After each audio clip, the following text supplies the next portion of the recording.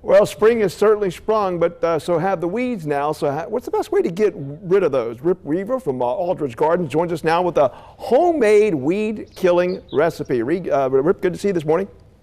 Good morning. Good morning. Yeah, this time of year, everybody's worried about spring weeds coming up, and a lot of people don't like to use herbicides for various reasons, dogs or just don't want to use it.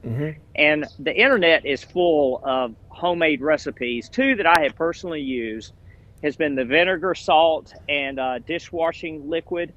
And this is the 30% vinegar concentrate. This stuff is very, very caustic. So I use about a third of a gallon to a gallon of the mix itself.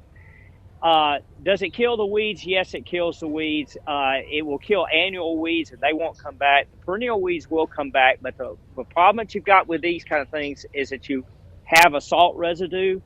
So you really can't use it in a place where you're trying to grow something else because the salt doesn't go away. Some people use Epsom salts, which is a little bit less caustic than table salt. It also works. I personally have used it in my patio where I didn't want to use a herbicide for my dogs.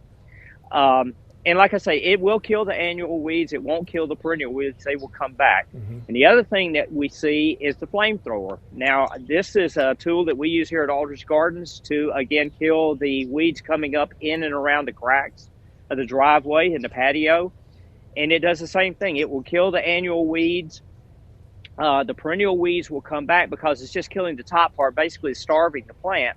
And this is very, very effective. The downside of this is it is a flamethrower and there is fire, so you've got to be very careful with it, but it is very effective.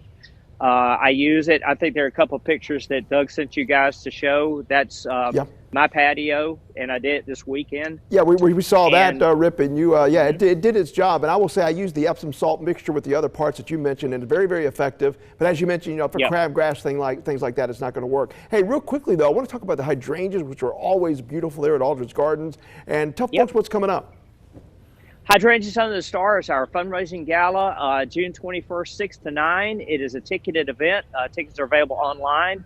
A dinner and a silent and live auction. It's always a great, great event for Hoover. All right, and just a beautiful atmosphere to have that event, too, at Aldridge Gardens. That's Rip Weaver. Thank you so much, buddy. Thank you, buddy. All right, we're headed to the kitchen next.